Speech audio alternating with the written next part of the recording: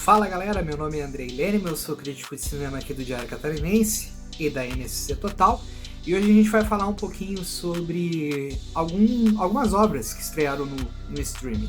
A primeira delas é um filme que chegou na Amazon Prime, são dois filmes na verdade que chegaram na Amazon Prime, que um é O Menino que Matou Meus Pais e o outro A Menina que Matou Seus Pais. Os filmes falam sobre o caso da Susanna von Richthofen e chegaram nessa semana na Amazon Prime. Na verdade eu ia fazer um especial sobre 007, né, sobre o James Bond, mas eu deixei isso pra semana que vem, porque esses filmes me impactaram bastante, principalmente pelas discussões que geraram assim, em torno dos filmes, e eu vou dar o meu parecer porque eu gostei tanto do filme. Não só pela atuação da Carla Dias, e não só pelas atuações realmente dos personagens principais, dos protagonistas dos dois filmes, e nem pela produção, que é muito bem feita, né? Muito bem, a fotografia é ótima, a trilha sonora, mas pela personalidade que cada filme expõe. Eu acho muito interessante isso. Por quê? Porque no filme da Susanne von Richthofen, quando na versão dela, contada por ela, sobre o caso do Daniel, sobre a participação do Daniel no crime, o filme do Daniel é uma obra muito paranoica, uma obra intensa, ela é bem sintomática, e os pais da mulher, né, da Susanne, são tratados como monstros.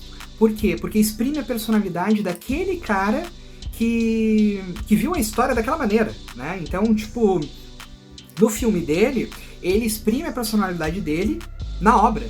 Então a obra, ela é paranoica, ela é maliciosa, ela é sintomática.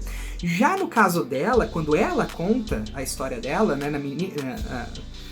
no Menino que Matou os Meus Pais, que daí é ela falando dele, né, é uma obra muito dissimulada, é uma obra falsa, sabe? E isso que eu acho mais intrigante, porque o diretor ele nunca é fácil na percepção de cada história.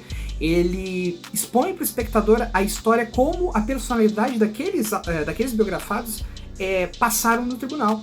Então, como ela vê a história de uma maneira, o filme vê a história daquela maneira que ela está vendo. Então ele gera um debate pro espectador que é muito interessante, porque tu vê uma personalidade expressa do personagem na sua própria narrativa. Daí chegaram e me perguntaram nesse final de semana, tá, Andrei, mas qual é o melhor dos dois filmes? Qual é a versão verdadeira dos dois filmes? E é isso que eu falei para as pessoas que me perguntaram.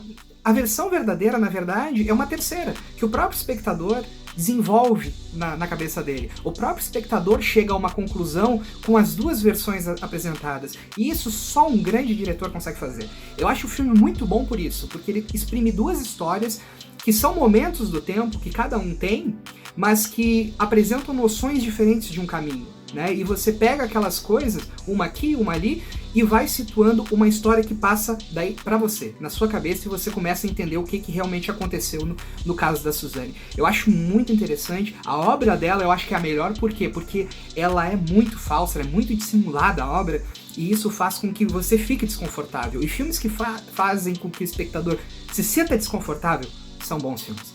A segunda coisa que eu gostaria de indicar pra vocês é uma série, na verdade, que chegou na Netflix, que se chama Missa da Meia-Noite, que é uma série do Mike Flanagan, que é um diretor muito competente, que já fez outras minisséries, né, pra Netflix. Essa é uma minissérie também de 7 capítulos. Ele fez uma que eu amo de paixão, que é A Maldição da Mansão Bly, e a outra que é A Maldição da Mansão Hill também, né, que também é dele. Mas nesse filme, nessa minissérie, né, eu fiquei muito surpreso que ela não é uma obra de Stephen King, porque ela tem todo o caráter de ser uma obra de Stephen King.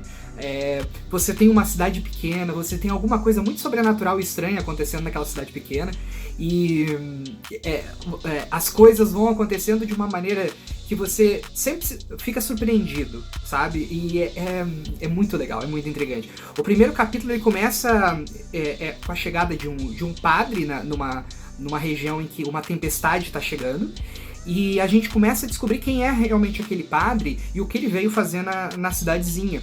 Ao mesmo tempo começam a acontecer milagres ao redor dessa paróquia, nessa cidadezinha, e as pessoas começam a se curar de doenças que elas tinham. E essas pessoas elas acabam começando a ficar mais devotas, né, com isso, dizendo, nossa, tudo que eu expressava para Deus tá trazendo recompensa. Só que daí nós temos na mesma história um ateu e nós temos um muçulmano. E as maneiras como as histórias e as personalidades dele agem sobre o que está acontecendo na cidade são muito específicas e dão contrastes à trama.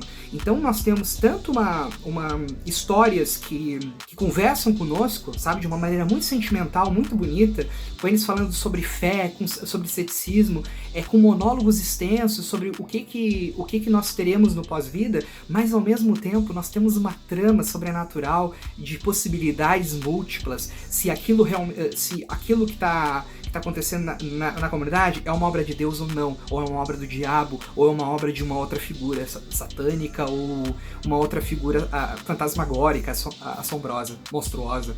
E é muito legal porque faz com que a gente pense que é muito tênue a linha entre a fé e o horror, é muito tênue entre a linha do que a gente quer que seja verdade e o que é verdade.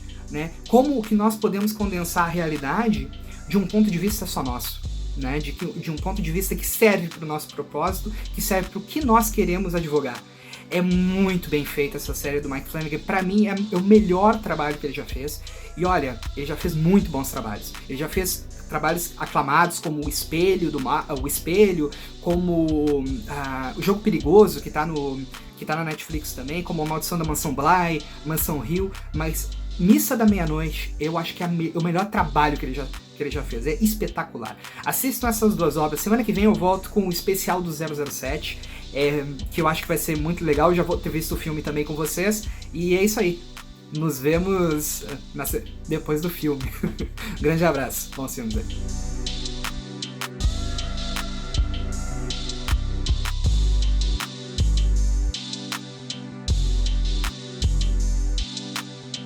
Nossa SC faz como ninguém faz.